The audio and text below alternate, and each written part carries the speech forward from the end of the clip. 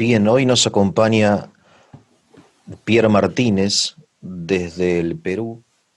Él es director de un canal muy interesante llamado Criterio Cristiano, donde tiene grabaciones, videos muy interesantes acerca de temas muy actuales y está desarrollando aquí en nuestro canal un curso acerca del ateísmo.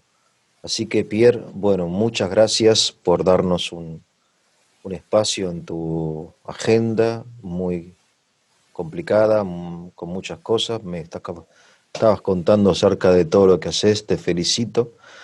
Así que bueno, sigamos entonces el recorrido por el ateísmo moderno. Creo que mencionaste a Feuerbach.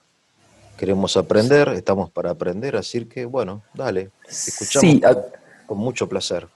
gracias Eugenio, gracias por la posibilidad que me das de llegar a la gente y de, bueno, poder un poquito hablar acerca de estos temas que a veces no son temas tan populares, ¿no? En los medios. A ver, yo quería tratar ahora acerca un poco ya más filosóficamente del ateísmo, porque hemos ido viendo primero la fenomenología del ateísmo, un poco la historia del ateísmo, pero creo que es importante también ver la cuestión filosófica, de dónde parte esta cuestión del ateísmo, ¿no? Eh, en la historia hemos ido viendo, ¿no? Cómo el ateísmo, si bien ha existido desde, digamos, desde mucho tiempo, la noción de ateísmo, de que ya hay citas en la antigüedad, ¿no? En la antigüedad griega, en la antigüedad patrística, de personas que se decían ateas, pero hay que ver cuál es la razón del ateísmo, ¿no? Porque hemos visto también en las otras veces que hemos charlado cómo el ateísmo es un segundo momento, porque antes de negar a Dios tienes que afirmarlo, ¿no? O sea, antes tienes que saber qué es Dios y para poder después afirmarlo o negarlo. O sea, primero viene en la lógica, ¿no? Es la afirmación acerca del concepto de Dios y después la negación, si quieres negarlo o no, pero tienes que tener una razón para negarlo. Entonces, eh, ahora, ¿qué cosas son las que podemos ver que en la filosofía, y a veces uno, bueno, no tiene tanto conocimiento de esto, pero qué cosas pueden haber llevado en la filosofía a caer en el ateísmo o a tener un pensamiento ateo?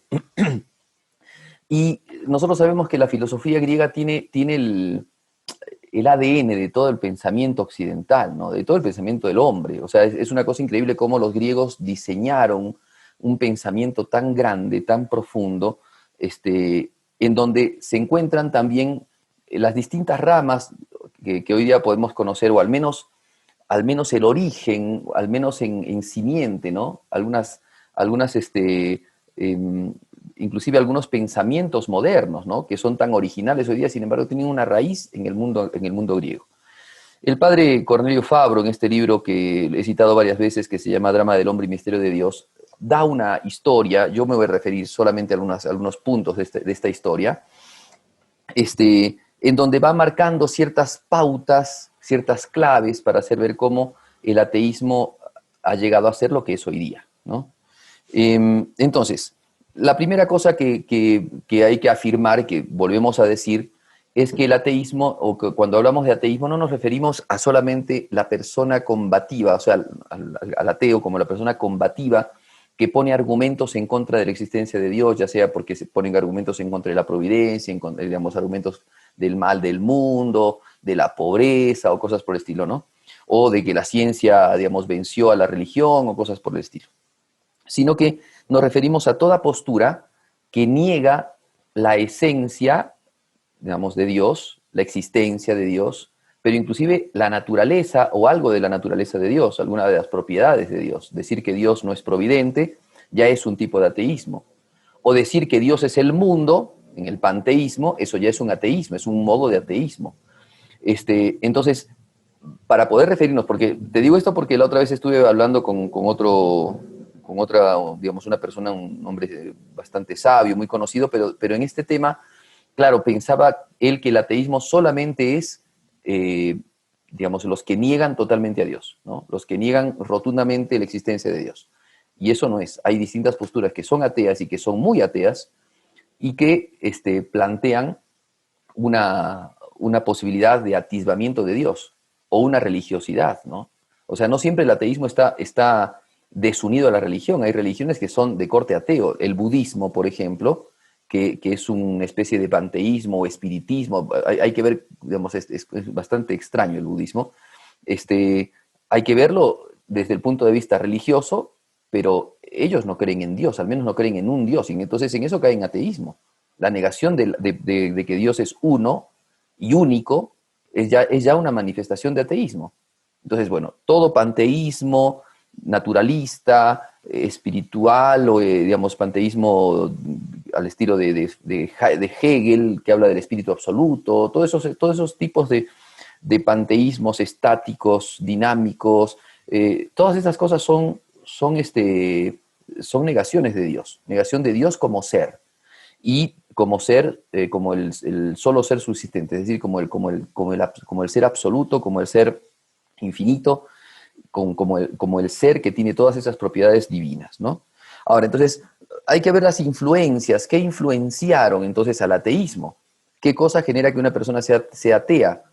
Han habido tres posturas, porque habíamos hablado de la filosofía griega, ¿no? La filosofía griega se encuentra en su cumbre, ¿no? Con estos tres grandes filósofos, Sócrates, Platón y Aristóteles, ¿no? Que van a ser después los que, podríamos decir, los filósofos más representativos de la filosofía griega. Pero no hay que olvidarse de otros filósofos, y no hay que olvidarse que también han generado influencia otros filósofos. Heráclito, por ejemplo, ha generado una gran influencia para lo que se trata, por ejemplo, hoy día, ¿no? De un tipo de idealismo o inclusive de un tipo de empirismo. O sea, no digo que no, que haya, digamos, que los autores del empirismo, que los autores del idealismo hayan tomado absolutamente sus corrientes, sus posturas de Heráclito, pero hay elementos que están presentes allí. Bueno, hay tres elementos, entonces hay tres posturas ideológicas del mundo griego que dice el padre Fabro que están presentes en todo ateísmo. Primero, el escepticismo, ¿no? Que el escepticismo, porque para negar a Dios, ¿cierto? Hay que tener una buena razón. Y una de esas buenas razones para negar a Dios es la negación de la verdad. Y el escepticismo es la postura que niega que se pueda llegar a una verdad absoluta. El hombre solamente puede llegar a un probabilismo, a una opinión, a una semiverdad. Hay empirismos más escepticismos más radicales, ¿no? En la filosofía griega. Están los otros escepticismos acomodaticios, los escepticismos, por ejemplo, que están más ligados a la sofística. Bueno, entonces, un filósofo o una persona que niega la existencia de la verdad, que niega que el hombre pueda alcanzar la verdad, entonces también va a negar que el hombre pueda llegar a Dios. Porque si hablamos de verdad, estamos hablando de cosas absolutas. Y esas cosas absolutas tienen que estar arraigadas en algo que es absoluto y que las mantiene, y ese es Dios. Negar la verdad es, en última instancia, al final, negar a Dios. Por eso es que es una moda también de nuestro tiempo el ateísmo, ¿no? Porque en el relativismo en el que vivimos hoy día, que es una especie de escepticismo, ¿no? Débil, entonces en el relativismo que vivimos hoy día se niega la verdad, y claro que es lógico que se niegue también a Dios. Por eso es una moda en el mundo contemporáneo la negación de Dios. Entonces, esta es una primera postura. Me parece que ya con esto inclusive se puede desarrollar más en el mundo moderno, ¿no? Cuando uno va a las universidades, es una cosa increíble, ¿no? Cuando uno va a las universidades, cuando estudia humanidades, psicología, uno empieza a ver todas esas fallas. O sea, el relativismo se presenta clarísimo allí. No importa la verdad, en realidad ni se cuestionan si existe o no existe la verdad. Se tienen contenidos, hoy día se habla, por ejemplo, de una educación principalmente focalizada, ¿no? En las competencias, y yo me puse a pensar un poco en qué consiste este tema de formar en las competencias. Y la imagen que se me dio, no sé si tal vez me equivoque o no, pero la imagen que yo tengo es como cuando uno tiene un celular, ¿no? Un artefactito, una tablet, un celular, y lo llena de aplicaciones. O sea, ¿cuál es el sentido de todas esas aplicaciones? ¿Para qué sirva? Para que sirva para hacer, ¿no? Entonces, la aplicación del enfoque de la educación por competencias consiste en que el ser humano sepa hacer, ¿no? Hacer esto, hacer el otro, sepa utilizar una computadora, sepa utilizar un artefacto electrónico, sepa, no sé, comunicarse por internet, sepa, bueno, la última tecnología de lo que sea. Pero ¿cuál es el sentido? Inclusive el tema, ¿no? Yo he escuchado eso a profesores. No importa tanto fechas, contenidos, ¿no? Contenidos especulativos, doctrinales, porque eso lo puedes encontrar en Google. Eso lo puedes encontrar digamos, en informaciones. Buscas, vas googleando y vas encontrando esos datos. Pero si no sabes utilizar Google, ahí estás en problemas. Entonces es más importante el saber hacer, ¿no? El, el aprender, ¿no? En la nueva mirada educativa, ¿no? El aprender a aprender, que es el desaprender para empezar a aprender, que son las competencias, pero no hay nada de sentido profesional, no hay verdad. No hay una verdad que te lleve a la contemplación, a la valoración. No hay una verdad que te lleve al contacto del ser. Se ha perdido, ¿no? Se ha perdido. Creo que esta es la cuestión. Se ha perdido el deseo de alcanzar el ser y por eso se ha perdido el deseo de alcanzar la verdad. Bueno, eso ya se encontraba en la filosofía griega. Después de Sócrates, Platón y Aristóteles, llegan estas modas, ¿no? La moda del escepticismo, que ya estaba metida allí, que con la cumbre de Sócrates, Platón y Aristóteles llega, digamos, eso queda como opacado, obnubilado, pero va a quedar los resabios, ¿no? Y después hay otras dos posturas que son posteriores, ¿no? Que son las de las llamadas escuelas del pórtico y las escuelas del jardín, ¿no? La escuela de los epicureístas y de los estoicos, ¿no? Que, digamos, que son dos posturas en donde uno ve cómo los extremos al final se juntan, ¿no?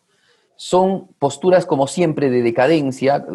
El padre Fabro dice que las posturas de decadencia siempre son negativas, ¿no? Entonces, o sea, siempre cuando plantean algo lo plantean en negativo. La filosofía de esplendor, la filosofía pujante, busca el ser. La filosofía que va decaída, ¿no? La filosofía degenerada, busca el no ser o busca algo en negativo. Bueno, entonces estas empiezan con negaciones. Entonces, por ejemplo, la mirada de los estoicos, ¿no? Es una mirada en donde no importa, o sea, el tema de la doctrina, llegar al ser, el conocimiento de la verdad, esas cosas no importan tanto. No importa tanto la metafísica. En última instancia, lo que encontramos es materia, es un mundo material. Si existe la metafísica, un Dios que está por encima de esas cosas, de que las cosas sean formadas de materia y forma, de que tengan acto de ser y cosas así, esencia, poco importa. Encontramos un mundo material que nos domina, ¿no? Y en este mundo material uno tiene que saber recibirlo, ¿cierto? Y no dejarse engañar y recibir todas esas penurias y cosas malas que el mundo te da con heroísmo, ¿no? Con cierta, ¿cómo podemos decir? Con nobleza. Hoy día diríamos, utilizando el mismo término de ellos, ¿no? Con estoicismo, ¿no? Hay que hacerlo estoicamente, o sea, es decir, enfrentar la enfermedad, las dificultades, la muerte. El mundo tiene una manera de obrar, ¿no? Una naturaleza, digamos, que va obrando. No importa, no sabes cómo, si hay providencia, si no hay providencia. La gente se pregunta si existe la providencia de Dios o si existe la suerte. Poco importa eso. Lo que hay que admitir es que el hombre sabio es el que asume las cosas, ¿no? Y que, bueno, las sabe llevar de manera heroica, ¿no? O sea, sin quejarse, digamos, asumiéndolas de manera heroica. Entonces, ¿dónde está Dios? Ya no hay una relación con Dios. Es el hombre consigo mismo, metido en su subjetividad. Nos viene un mundo cargado de cosas y frente a ese mundo se puede hacer filosofía, digámoslo así, metafísica, reflexión, contemplación. No. Sencillamente el mundo se comporta ahora, o el hombre se comporta en una actitud práctica. ¿Qué hacer frente al mal? ¿Qué hacer frente al mundo? Pero ya no te planteas lo que está más allá, ¿no? O sea, no te planteas las cuestiones absolutas. Bueno, eso lleva al ateísmo. Es una postura negativa que lleva al ateísmo, porque primero, bueno, si hay Dios, si no hay Dios, no me importa. Yo vivo la vida que llevo, Dios no tiene nada que ver conmigo, el mal lo resuelvo enfrentándolo, ¿no? Campeándolo, tratando de salir adelante de las circunstancias, pero no más que eso, ¿no?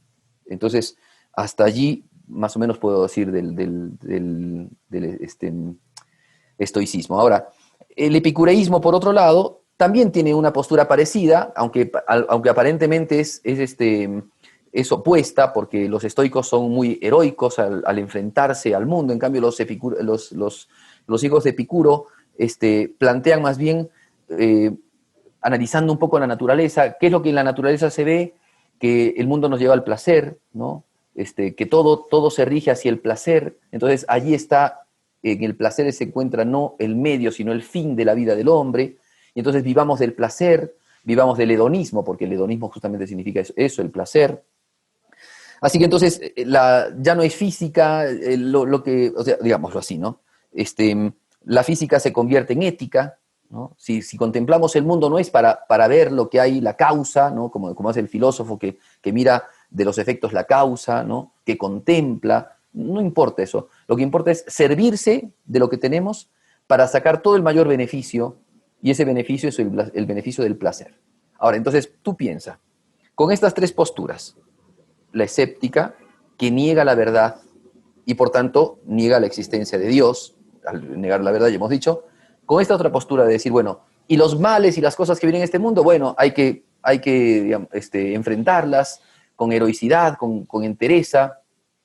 Y después la otra postura que dice, bueno, en este mundo vivimos mucho sufrimiento, pero también tenemos que apuntar al placer, entonces hay que vivir el placer de una manera también armónica, porque no era que tampoco estaba lleno de viciosos, ¿no? Los escépticos eran más bien exquisitos con el tema del placer, ¿no? Buscaban el placer, pero no enfermarse, porque no era tampoco el buscar el placer irracional, buscar el placer, pero también el placer en la medida en que no te deteriores, ¿no? O sea, porque el placer hay que buscarlo en todo sentido. Entonces, con esas tres posturas se apuntala un pensamiento negativo frente a las cosas de Dios. O sea, el impedimento de llegar a Dios. Bien, entonces, eso podríamos decir que es ese ateísmo antiguo, ¿no? O mejor así, estas tres patas de un trípode que se comportan después en una especie de manifestación de ateísmo. Entonces, algunos fueron ateos porque eran escépticos, Las tres otros E. llegaron. Claro, Las claro, tres así E. es. E. Claro, estoicismo Escepticismo, estoicismo y y epicureísmo. epicureísmo. Claro, Para el exacto, ¿no? examen. Claro, está bueno. Entonces, esas tres posturas marcan la negatividad de una filosofía griega que fue esplendorosa, pero se hizo decadente, ¿no? Bien, Entonces, muy interesante. hasta ahí entonces podemos ver, o sea, el efecto de esto es el ateísmo. Habíamos hablado también de un momento de saturación del que hablaba el padre Fabro, ¿no? En el libro de Drama del Hombre y Misterio de Dios, que es cuando el hombre está cercado, imposibilitado de poder alcanzar digamos, el conocimiento de Dios, porque la sociedad, porque la educación, porque el mundo se plantea contrario, ¿no?, a la idea de Dios. Entonces, Sí, cuando resulta que algo que es tan natural en el hombre, que es preguntarse y buscar la respuesta por el porqué de las cosas, y en eso hacer el ascenso a Dios, el hombre no lo puede hacer porque hablar de Dios ya está mal, porque, digamos, hay un ateísmo que está combatiente, que está metido, cosas que se ven también hoy día. Entonces eso hace que el hombre como que quede en ese letargo del ateísmo, ¿no? O en esa postura negativa del ateísmo. Ahora perfecto. bien, un poco en la historia de la filosofía en el mundo medieval, con el repunte, ¿no?, que tiene la filosofía a partir del cristianismo, filosofía nuevamente positiva. Un elemento de esos es que, por ejemplo, una gran fuerza, digamos, teológica que también se da en los estudios filosóficos es que muchos toman a Platón. Platón, digamos, es un pensamiento muy fuerte, un pensamiento positivo, en donde se llega a un conocimiento de Dios, ¿no? El mundo de las ideas, que ahora para el neoplatonismo, principalmente el neoplatonismo patrístico, San Agustín, ¿no?, ya es Dios, ¿no?, y la idea, digamos, y el pensamiento divino, ¿no?, en donde están las ideas de las cosas, de las cuales Dios crea, ¿no?, el verbo de Dios, del cual Dios crea después todas las cosas. Bueno, todo ese pensamiento tan fuerte, y después la predicación del Evangelio que convirtió, porque es una cosa real, convirtió a Occidente, ¿no?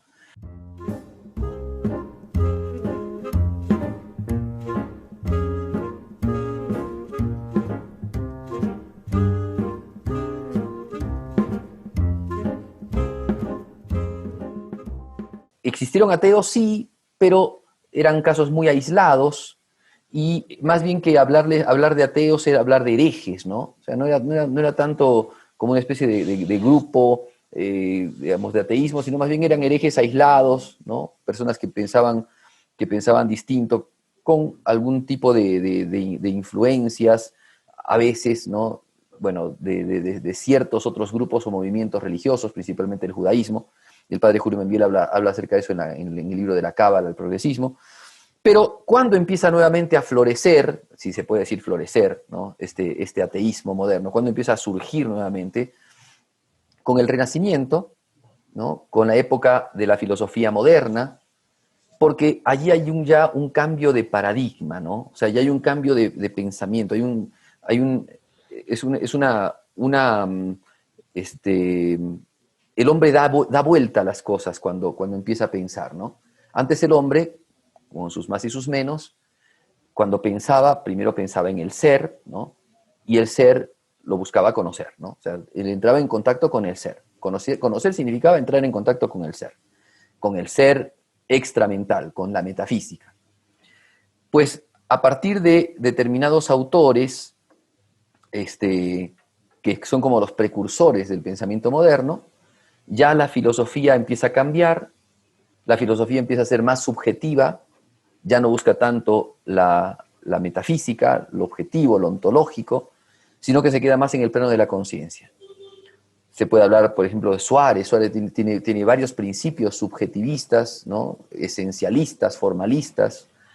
Después Christian Wolff, que está metido también allí, pero evidentemente, clarísimamente ya tiene un pensamiento subjetivista, pero como iniciador, ¿no? Como iniciador de la filosofía moderna y de la filosofía atea, René Descartes, ¿no? Que su comienzo filosófico es un comienzo revolucionario, ¿cierto?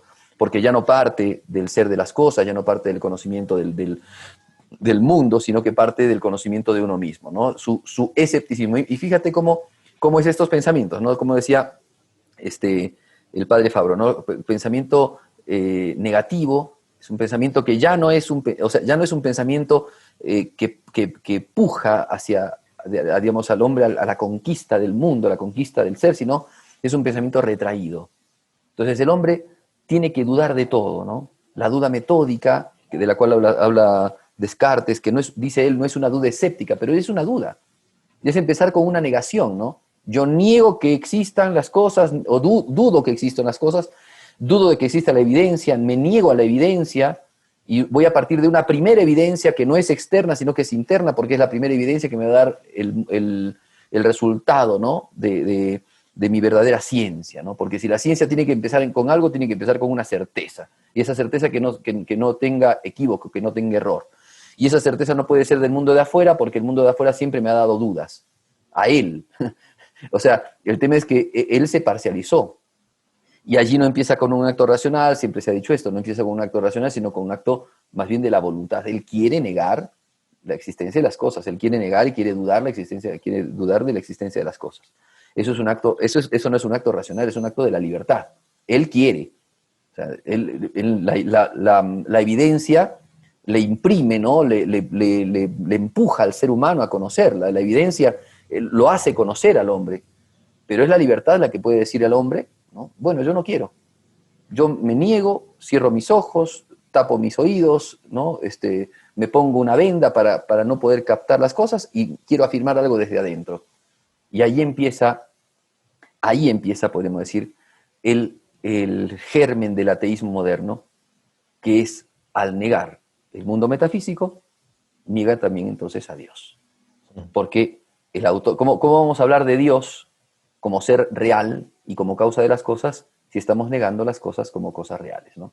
Si las cosas son solamente cosas formadas en mi pensamiento, ya después Kant tendrá una visión mucho más acabada de este asunto, porque Descartes no niega la existencia del mundo, pero lo que dice es mi conocimiento de las cosas del mundo es un conocimiento en paralelo, ¿no? Yo conozco las cosas de manera innata y después, bueno, yo las voy conociendo y el mundo va funcionando y las dos cosas van andando en paralelo y entonces el mundo camina así, ¿no?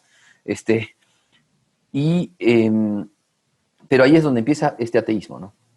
Ahí es porque al negar la posibilidad de conocer el ser de las cosas y solamente afirmar un conocimiento de ti, de tu conciencia misma, prestándote, porque evidentemente para poder conocer los conceptos tienes que prestártelos de afuera, o sea, tienes que sacarlos de afuera, pero negarlos y decir que los conoces de manera innata, ya te estás inventando toda una historieta, ¿no?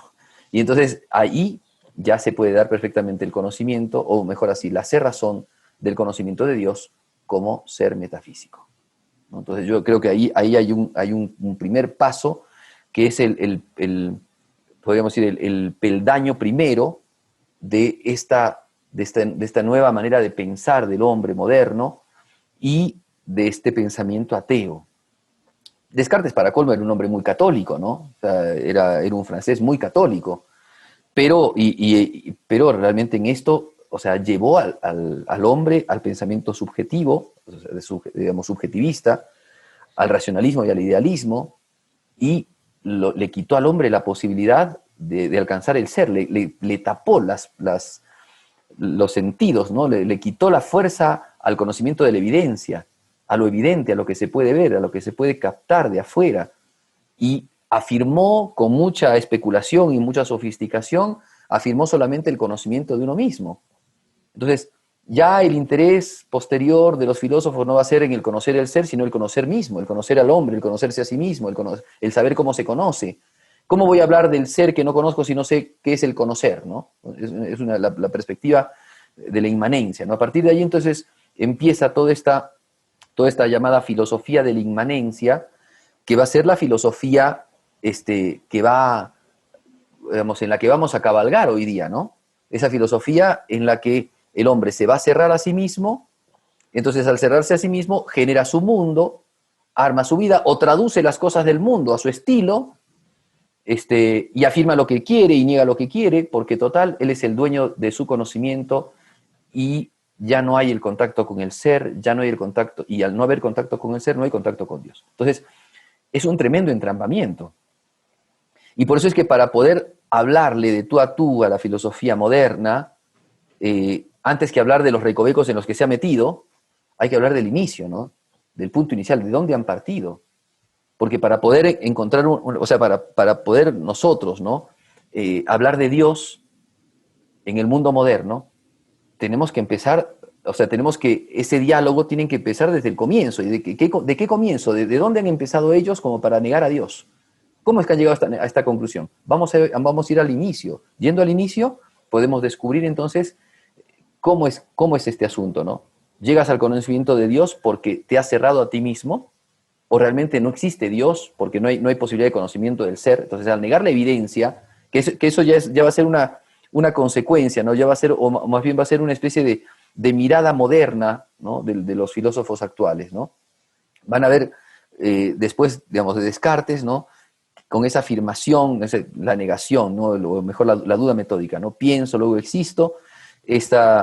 Esto me lleva a una primera afirmación, la afirmación de que, ¿no? O sea, la negación de la evidencia, me llega a la primera afirmación, que es el pienso, luego existo, que hace que después yo arme mi filosofía, la matriz universal, todo lo que habla Descartes, y que hace que yo inclusive razone si Dios existe, ¿no? Descartes hace pruebas de la existencia de Dios, le encanta la prueba ontológica, ¿no?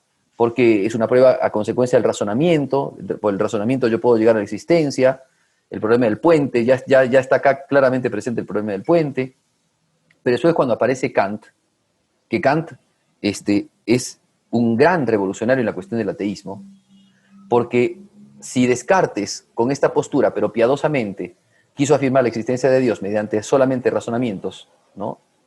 Y con el impedimento de conocer el mundo como ser, Kant es mucho más lógico, ¿no?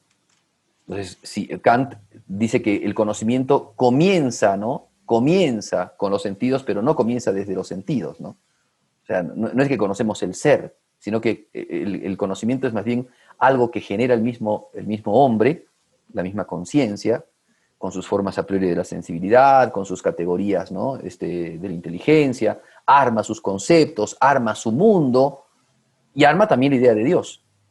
Pero la existencia de Dios, el que Dios exista, va constantemente a pelearle a todos los argumentos, ¿no? A todas las vías de Santo Tomás, y a los argumentos de Aristóteles, de Descartes también. Porque si es que el hombre no conoce el ser, porque ese es el tema, el ser en sí del que habla Kant, el ser en sí, que es eso que hay allá afuera y que no sabemos si existe o no, porque a nosotros solamente nos llega el fenómeno, entonces ese ser en sí no podemos afirmarlo ni negarlo. Entonces ya esto es una idea revolucionaria del ateísmo agnóstico, ¿no? Como no puedo llegar al ser en sí, ¿cómo puedo hablar de aquel que ha hecho al ser en sí? O sea, nosotros cuando referimos, por ejemplo, ¿no? Datos de la Escritura, la carta a los romanos que dice, ¿no? Que por las cosas del mundo podemos elevarnos y conocer a Dios que las ha hecho. ¿Cómo podemos afirmar esto si no llegamos a las cosas del mundo? Si el mundo más bien es algo que hemos hecho nosotros, porque el mundo lo hemos hecho, para Kant, el mundo lo hemos hecho nosotros. O sea, el mundo, nuestro mundo, ¿no? Ahora, esto se va a tornar más trascendental todavía con filosofías como la de Schelling, ¿no? Y mucho más con Hegel, ¿no? Que ya empieza de un principio, de un absoluto intelectual que está en el fondo, ¿no? De la conciencia, en el fondo del yo, y que el hombre puede, o sea, que el espíritu humano puede verlo, puede constatarlo, porque es infinito, pero ese infinito va haciéndose finito y en la historia se va desarrollando. O sea, ya te hacen una metafísica al revés, ¿no? O sea, ya no parten del ser real, sino parten de un ser que es el ser conceptual, del concepto de ser. Y entonces es lo mismo ser que nada, porque como conceptos son exactamente igual ser que nada. Así entonces ya tenemos una idea atea, porque, como decíamos antes, el ateísmo consiste en la negación de Dios como ser o de alguna propiedad de Dios. Y esto, aunque ellos sean creyentes y aunque ellos hablen de Dios, eso es un ateísmo. Eso ya es un ateísmo. Entonces, después, en esto, por ejemplo, ya se puede ver un poco de historia. Dice que en el tiempo ya de Descartes y Malebranche, esto lo dice el padre Mercenet, en París dice que habían más o menos 50.000 ateos. O sea que mira cómo pegó este asunto, ¿no? Porque las teorías, junto con las teorías más gruesas, ¿no? Que son las de Descartes, de Kant, aparecen pues todas las teorías iluministas, ¿no? De la Revolución Francesa, digamos que antecedieron a la Revolución Francesa, y se hace una moda del ateísmo. Y eso ha pasado de generación en generación, se ha ido puliendo al punto tal de llegar, ¿no? a lo que hoy día conocemos como el existencialismo ateo, en donde ya el hombre, o sea, no solamente que racionalmente no puede llegar a Dios, sino que no quiere. O sea, se llega a las consecuencias del racionalismo. El racionalismo negaba la existencia de Dios porque negaba a Dios como ser. Afirmaba un Dios como idea. Alguien puede, por ejemplo, Kant en su idea que tiene en la crítica de la razón práctica, ¿no? La idea, ¿no? Del imperativo categórico, ¿cierto? Está presente como algo trascendente por el cual se tiene que cumplir las leyes, ¿no? Pero posteriormente, ya para autores que son más avesados, que se han metido en ese existencialismo, como por ejemplo, no sé, Schopenhauer, ¿no? Ya no tiene ningún sentido eso. O sea, el hombre ya renuncia, ya no quiere conocer a Dios, no le interesa, porque ya Dios era una idea más, ¿no? Que se puede perfectamente reemplazar por otras ideas, como son la concepción del mundo, ¿no? Porque antes el hombre, ¿no? Para el pensamiento, por ejemplo, de Schopenhauer, ¿no? Antes el hombre, para poder resolver las cuestiones difíciles de nuestro mundo, el problema del mal, digamos, la cuestión de la muerte y cosas así, recurría a dioses, ¿no? Mitificaba la vida.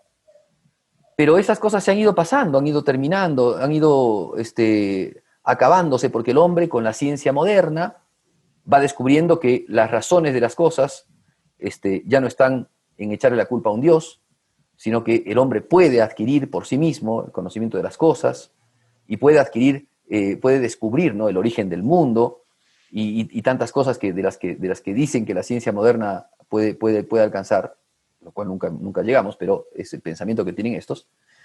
Y entonces toda esta situación hace que el hombre ya no vea necesario, o sea, Si antes Dios era necesario porque había que echarle la culpa a alguien, ¿no? De la creación y de todas estas cosas, ahora ya no hace falta. Entonces la consecuencia es que el hombre sea ateo. Y por eso es que el mundo moderno, la única manera, ¿no?, de poder salir de uno, la única manera de poder realizarse, trascender, es en la sola libertad. Y la libertad en este mundo, no la libertad en cuanto al deseo de alcanzar a Dios, de las cosas eternas. No existe ya eso. El hombre ha descubierto que no existe ni eternidad ni cosas así. Lo único que el hombre ha descubierto es que lo único que el hombre tiene ahora es el mundo que tiene. Entonces, volvemos a la vida del aparecer, del epicureísmo, vivamos para el placer, que es lo que nos da alegría, que es lo que nos da paz. No se puede alcanzar a Dios.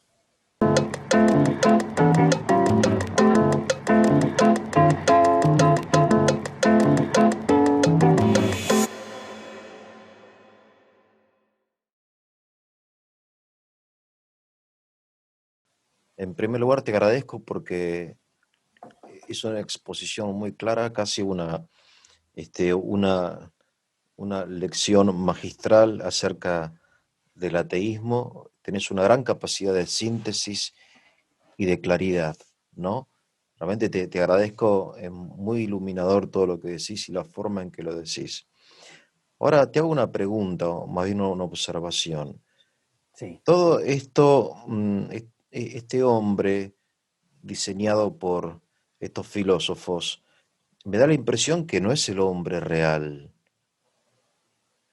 que no es el hombre de carne y hueso, eh, tu vecino o mi vecina, es otra, es como un diseño de escritorio. El hombre, hombre, es otra cosa, me da la impresión. Eso es la primera, ¿no? Y la segunda, me interesa un poco esto de la idea y de la realidad, que yo entiendo y casi hasta llego a sentir de repente que es posible encerrarse en la inmanencia, que el hombre, digamos, en toda su capacidad enorme, es posible voluntariamente perder el contacto con la realidad. Es más, yo creo que sería capaz de hacerlo en una especie de ejercicio mental, de negar la existencia de las cosas y pensar que toda idea, toda sensación, son interiores a mí, son mías, y están conectadas o no conectadas con las cosas, no tendría mucha importancia. O sea, siento que podría ser ateo si quisiera. ¿Entendés lo que quiero Claro. decir? Sí, sí, sí, sí, sí, sí, sí, sí.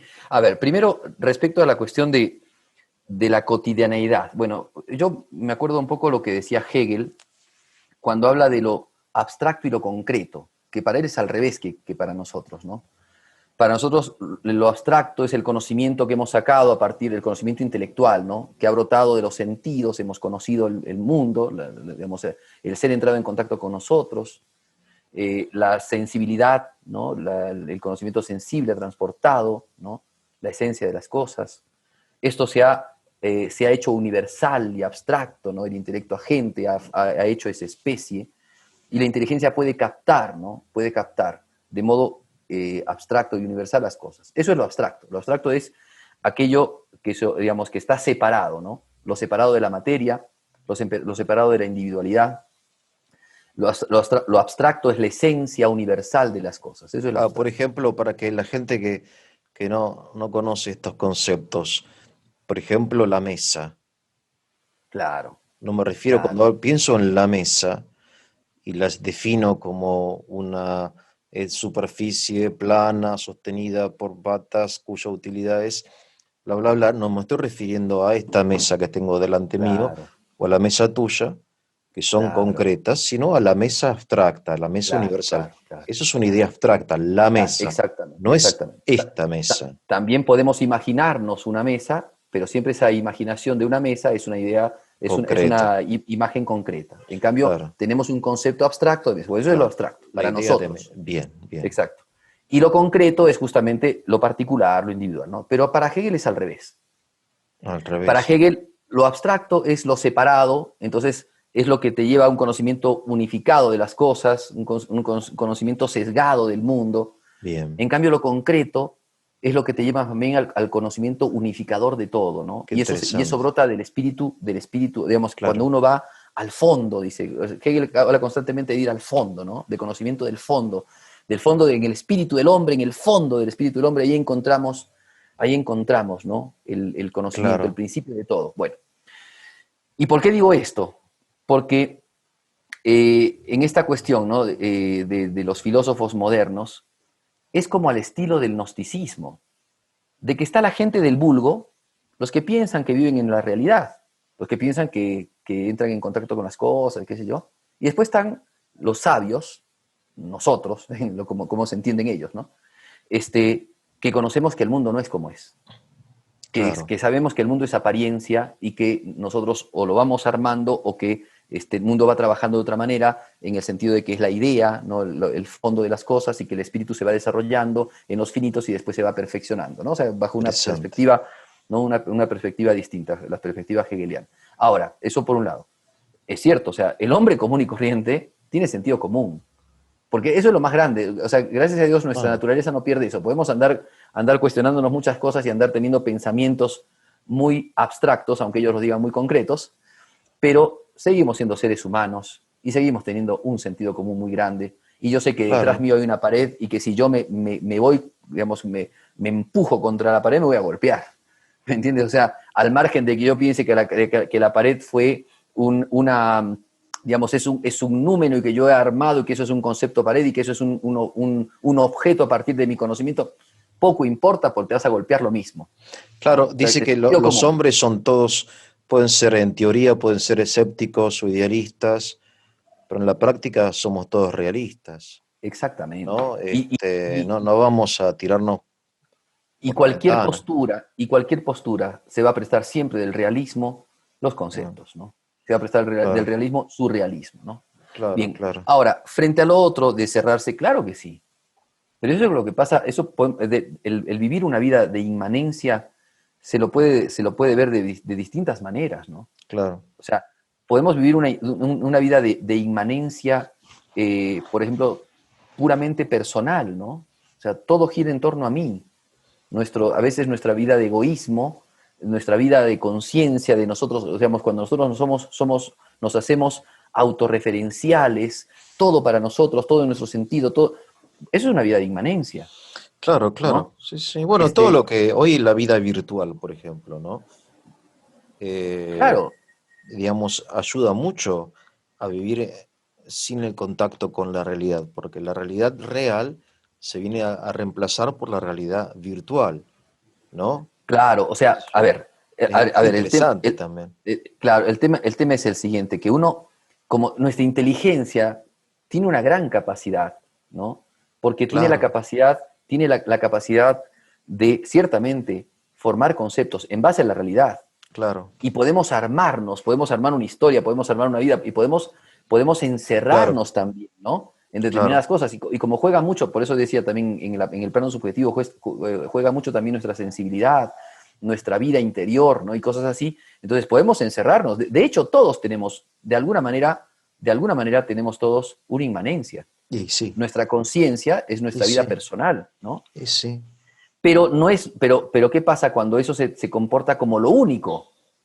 Y cuando el hombre ya pierde el contacto con lo trascendente, porque entonces por inmanente podemos entender la intimidad humana, ¿cierto? Pero también por inmanente se puede entender solamente lo que el hombre aspira en esta tierra, lo que el hombre tiene, lo que el hombre tiene aquí y ahora, ¿no? La vida secular, ¿no? O sea, claro, lo claro, único para lo que vivo es para el hoy. No, no importa, o sea, si hay trascendencia, si no hay trascendencia, no importa, me importa solamente claro. lo de hoy, lo de ahora, ¿no? Entonces, bueno, esto es así. Ahora, yo quería avanzar un último puntito, Te ¿no? escucho En con este gran asunto, atención. porque quería hablar también de la cuestión teológica, ¿no? Porque Bien, con esto un poco ya más o menos, si bien haría falta muchas cosas decir, pero yo quiero acabar con la cuestión teológica, porque como el hombre sigue pensando, o sea, como el pensamiento moderno es un pensamiento tan fuerte, se agarra no solamente digamos, en el plano filosófico, sino también en el plano teológico. Y es Ajá. increíble, pero también existen teólogos que afirman el ateísmo y que Mm, ven en el ateísmo una bondad, o sea, un beneficio para la teología. Es una cosa increíble, ¿eh? Parece una cosa de locos, claro. pero es así, ¿no?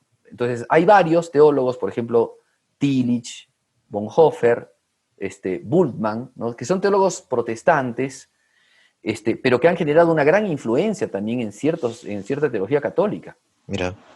Ahora bien, por ejemplo, ¿no? Yo quería contarte, ¿no? Algo que dice Tillich, ¿no? Tillich dice, por ejemplo, que es necesario una teología negativa, o sea, una teología que niegue a Dios, ¿no? Una teología de la negatividad. En esto, el padre Fabro dice que el hombre moderno está tan extraviado que no solamente ha perdido la respuesta a la pregunta de Dios, sino que también ha perdido la manera de hacer la pregunta. O sea, ni siquiera sabe hacer bien la pregunta. Mm, Porque digamos, el preguntarse acerca de Dios es preguntarse acerca de Dios en sí mismo, su naturaleza, lo que es, y también la pregunta que es Dios en relación con nosotros, claro. ¿no? Ahora, evidentemente, esto trabaja desde el punto de vista teológico, ¿no? Con la revelación de Dios, Dios con el hombre, Dios que se ha hecho hombre, la historia de la salvación, ¿no? Nos revela que es Dios para el hombre. Y la teología también, y la especulación teológica, principalmente cuando atendemos a Dios uno, nos revela quién es Dios.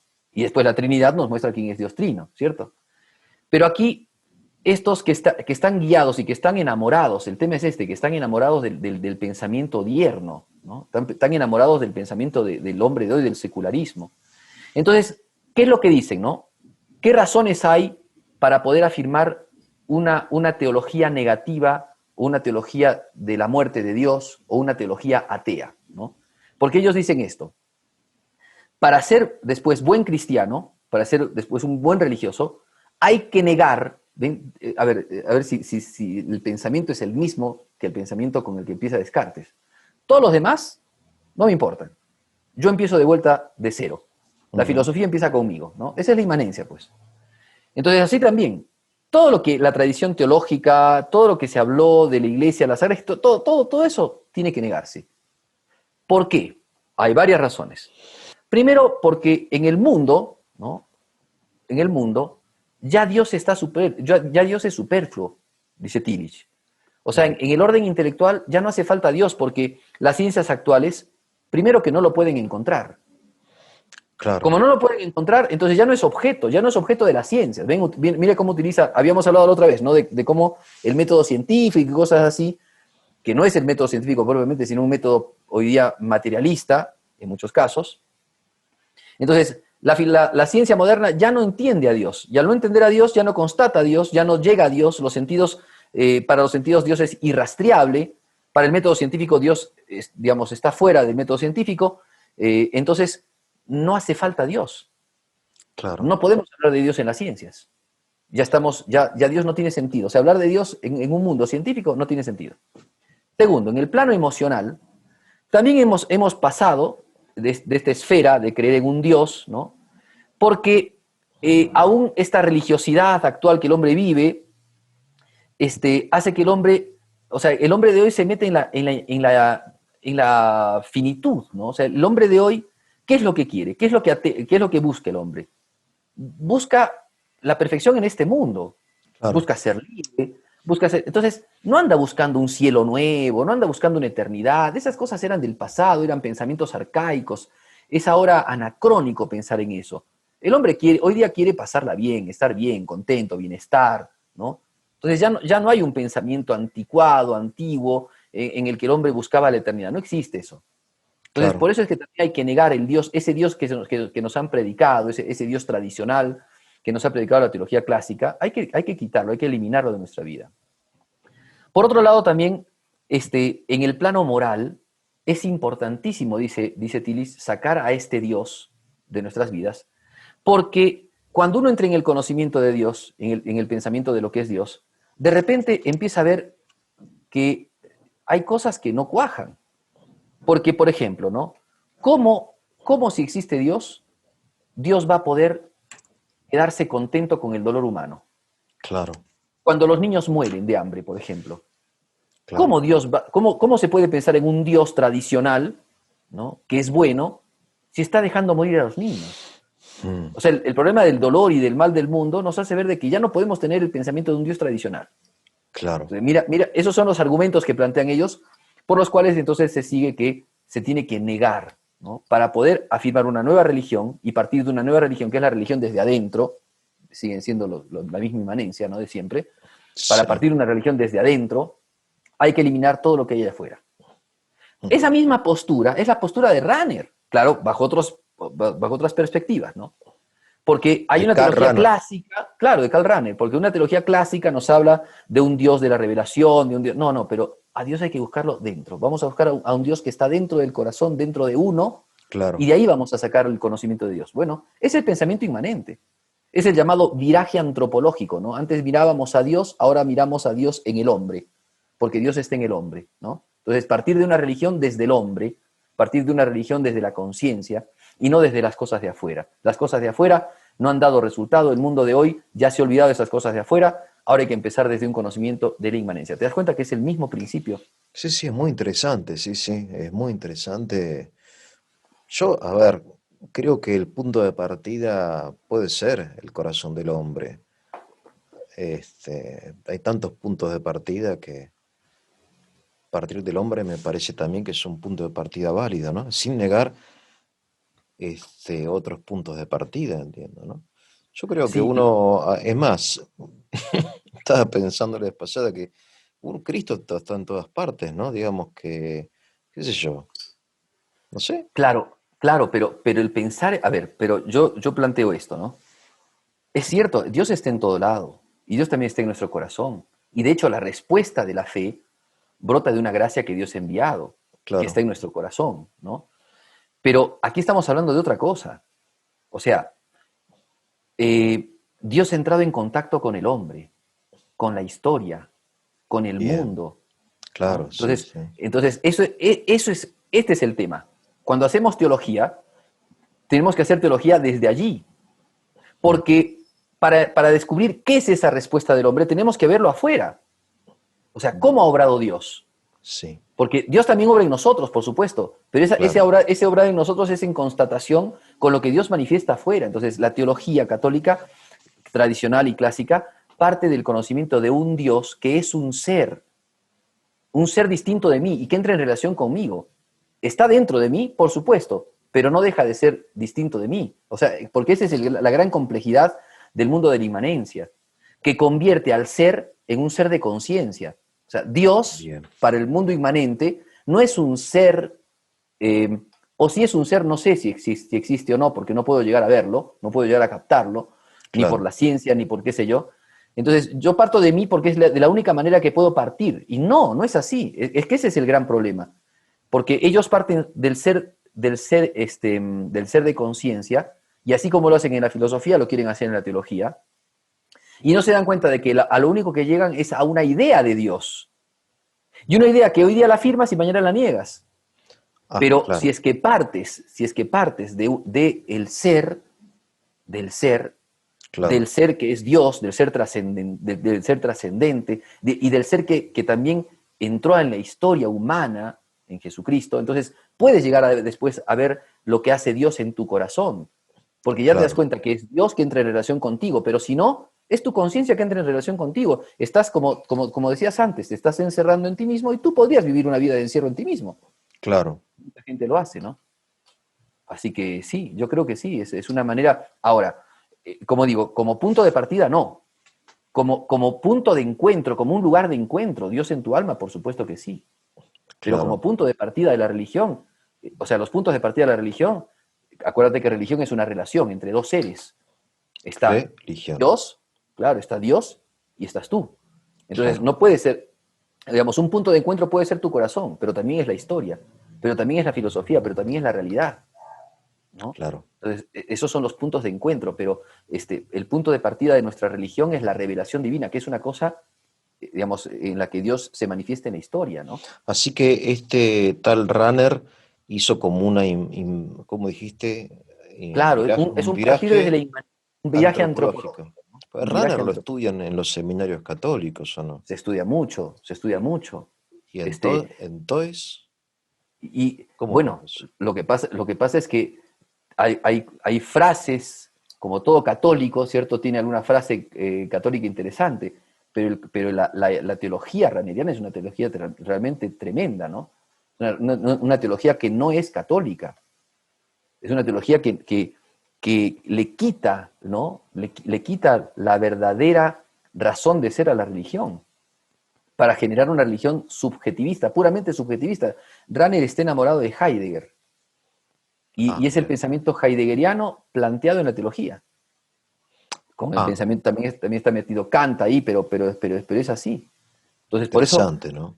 por eso creo que, o sea, este tema, lo que quería, al punto que quería llegar yo es que no es solamente el ateo o el ateísmo, no es solamente algo que se generó como postura opuesta a la iglesia, como postura opuesta a la religión, porque cualquiera que dice, ¿no? Ateo versus religioso.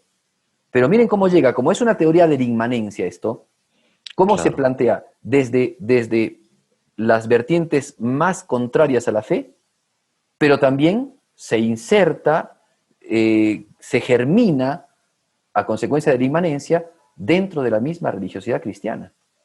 Es una cosa increíble que un teólogo diga que hay que ser ateo, que hay que negarse a la existencia de un Dios, que hay que negarse a la existencia de un Dios tradicional, como el Dios que nos han pintado, ¿no? Me Claro, acuerdo, por claro. ejemplo, ahora no me acuerdo si es Juan Luis II, ¿Quién que es es otro Juan Luis? teólogo, sí, es otro teólogo que dice, el hombre no quiere encontrar a un Dios, o sea, el hombre de hoy no le interesa a un Dios que ha venido como un marciano, ¿no? De un mundo extraterrestre que ha venido a la Tierra, ¿no? Como Claro, que Cristo fuese un marciano que ha venido desde otro mundo, sino quiere un Dios que venga desde el encuentro del hombre, que salga del encuentro del hombre, que salga a partir del hombre, ¿no? Un claro, hombre, ellos, es típico estas expresiones que ridiculizan un poco la historia evangélica, ¿no? Como si fuera un marciano. claro, Claro, es típico de ellos qué pena, ¿no? Porque deberían ser personas qué sé yo, claro, dentro de la iglesia hay de todo, ¿no? Dice en la ¿sí? viña del Señor hay de todo. Lo que pasa Lástima es que que lo ahí estudiaron los seminarios, digo, Runner, yo me acuerdo, era muy famoso el pibe sí, este. Y bueno, sí, sí. Mm. Y bueno, yo diría que, bueno, que es el resultado justamente de las ideologías, claro. ¿no? Qué Porque interesante esto lo no que es, contás, ¿eh? Esto de la inmanencia. A ver, suponete que yo no entiendo nada acerca de la inmanencia. Me suena a un remedio, no sé, sí, contra la diarrea, digamos, ¿no? claro, claro, claro, Entonces, yo no, la inmanencia no es ¿qué es la inmanencia? El principio de inmanencia. ¿Puedes explicar? claro, claro, claro. Bien, la inmanencia, a ver, existe la inmanencia, ¿no? Por ejemplo, el conocimiento es un acto Sí. inmanente. Un acto inmanente Conocimiento. es un acto que brota de uno Y y que termina en termina uno. perfeccionándolo a uno, claro, Ah, termina en eso. uno, O ¿no? sea, no es Ese es construir algo. Cuando un acto trascendente, por ejemplo, yo construyo, no sé, un, claro, una mesa. Eso es claro, trascendente. En claro, cambio, lo claro. inmanente es cuando el termina en mí mismo, el acto. Claro, Eso es. claro, comienza en uno, termina en uno, ¿cierto? Eso es la inmanencia. Ahora, como digo, la inmanencia existe. Nuestro conocimiento es un acto inmanente. Bien. Pero cuando tú conviertes todo en inmanencia, ahí has encerrado la vida del hombre, ¿me entiendes? Has encerrado la vida del hombre a cosas puramente internas. Ah, claro, Entonces, lo envuelves todo. O sea, el mundo externo está envuelto en ti. Tú lo armaste. Dios está envuelto en ti. Es una idea tuya. claro. Mira vos. Y así como la puedes armar, la puedes desarmar. Claro. Porque en eso consiste la inmanencia, ¿no? O sea, eso es parte de la inmanencia, ¿no? En armar tú. Por eso es que hay posturas, por ejemplo, el constructivismo moderno, ¿no? De Piaget y demás, tiene una grandísima beta de inmanencia. Es Claro. una aplicación educativa de la inmanencia, del mundo de la inmanencia, o sea, del pensamiento inmanente. Claro. Así que, y es Qué eso, interesante. y esa es la, ¿cómo podríamos decir? Esa es la característica del pensamiento moderno, el pensamiento inmanente, o sea, Claro. que encierra al hombre, que lo encierra en sí mismo, lo encierra en su mundo, lo encierra en su tiempo, lo encierra en solamente su sensibilidad, lo encierra en el placer, o sea, el hombre se encierra y deja lo Sí, trascendente, ¿cierto? Que es lo que te relaciona con otro, lo que claro, te relaciona con Dios, principalmente claro. con Dios, ¿no? Claro, Que en es el, eso que mencionaste, la sensibilidad, por ejemplo, ¿no? Ahora lo veo con mayor claridad porque, por ejemplo, ahora la gente no pregunta qué pasó, sino pregunta cómo te sentís, claro, ¿no? Por claro, ejemplo, si va un periodista, ¿no? Y a una mujer, no sé, se le escapó el gato, por decir cualquier cosa, ¿no? No le pregunta qué pasó, cómo no, ¿qué sentís que se te escapó el claro, gato? claro, claro, tal cual, Acabo de decir tal una cual. boludez, acabo de decir una boludez, pero es así. O sea, todo Claro, es el tema, la pregunta es acerca de cómo es de la inmanencia, ¿no? Está en todas sí, partes. es cierto, o sea, Si lo es lo siento, si que, no lo siento, si me ¿sí? gusta, si no me gusta. ¿En qué, claro, en qué consiste, por ejemplo, digamos, los actos libres del hombre? Tienen que ser actos en donde te sientas bien, ¿no? Claro, interesante, ¿no? Que no está mal Qué sentirse tema. bien, pero no es la vida del hombre eso, ¿no? No consiste en eso la vida del hombre. Y ese autor que vos citás, Cornelio Fabro, él habla de esto, de la inmanencia y Él, todo eso. sí, él habla, Está en habla español mucho de el la humanidad. libro, se Sí, sí, llama sí. Drama del hombre y misterio de Dios. Trama del hombre y misterio de Dios. Qué Sí, interesante, sí, sí. Pierre. Sí, sí, sí. Una Bueno, cosa muy linda. supongo que estarás, tendrás ahora inmediatamente otro Zoom, qué Sí, sé yo. sí, sí, sí, sí, sí. Te agradezco y te comprometo para cuando puedas continuar estas charlas tan interesantes. ¿Eh? Gracias, Eugenio. No, Muchas, gracias a muchas vos. gracias. Te mando un fuerte abrazo a Buenísimo. vos y a todo el Perú. Un abrazo. Igualmente, gracias, Chao, Eugenio. Dios te hasta luego. bendiga.